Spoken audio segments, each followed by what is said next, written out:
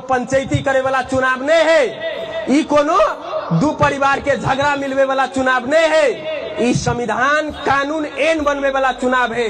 लेकिन आज समाज में विभिन्न ठाव में धाक धमकी कथी देखबे है कि काल भने तोहर पंचायती के कह देतो बोलू, काल भने तोरा समस्या पड़तो तो एसपी के फोन कर देतो, सीडीओ के फोन कर देतो, तोरा लाठी लग के ठार है तो से कह के नारा लगबे है। अहाँ सबके हम विश्वास दिला चाहे छी, अगर राष्ट्रीय स्वतंत्र पार्टी के बहुमत के सरकार बनते तो कोनो नेता के चाकरी अहाँ सबके नहीं कर पड़त।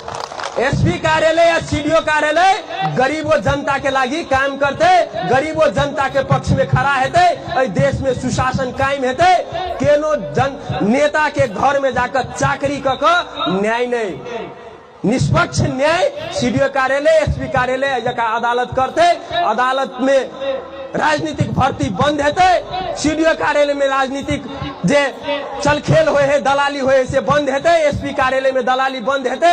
अहाँ सबके जे कर से सैलरी खा रहल है जका कर्मचारी सब वो हरेक जनता के समान व्यवहार करते से अहाँ सबके प्रतिबद्धता करेला चाहे छी।